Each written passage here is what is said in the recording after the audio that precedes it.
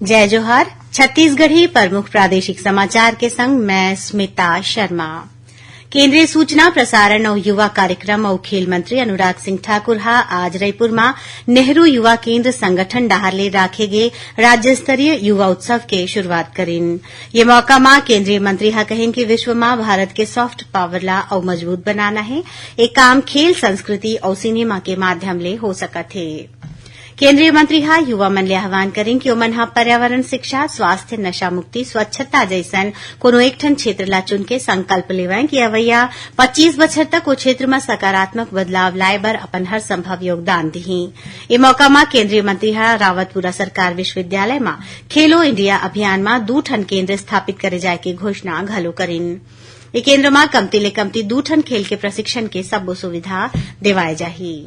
अपन रायपुर प्रवास के दौरान केंद्रीय मंत्री अनुराग सिंह ठाकुर हा भारतीय जनता पार्टी डहार ले राखे गे एक ठन कार्यक्रम में भाजपा डहार ले तैयार एक ठन मोबाइल ऐप के शुरुआत करीन। ये मोबाइल ऐप में छत्तीसगढ़ के कांग्रेस सरकार के 26,000 करोड़ रुपया ले ज्यादा के कथित घोटाला के ब्यौरा देगे है। मुख्यमंत्री भूपेश बघेल हा आज राजधानी रायपुर के शासकीय आयुर्वेदिक महाविद्यालय परिसर में स्वाधीनता सेनानी डॉ महादेव प्रसाद पांडे और समाजसेवी नारायण प्रसाद अवस्थी के प्रतिमा के अनावरण करेन।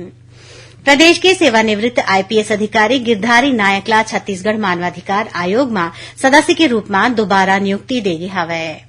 राज्य सरकार हा डॉक्टर प्रवीण वर्मा ला छत्तीसगढ़ लोक सेवा आयोग के कार्यकारी अध्यक्ष बनाए हैं। उन्हें संत कुमार नेताम ला आयोग के सदस्य बनाए गे हवै। राज्य में 15 बछर ले ज्यादा पुराना पंजीकृत गाड़ी मन के पहला कबाड़ केंद्र रायपुर जिला के धनेली गांव में शुरू हो गया हवै। परिवहन मंत्री मोहम्मद अकबर हा आज एकर उद्घाटन करीन।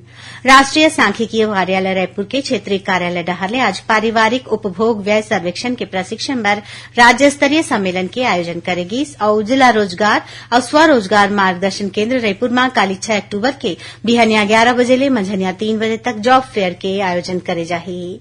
तो ये रही सभी तक के प्रमुख प्रादेशिक समाचार। जय जोहार।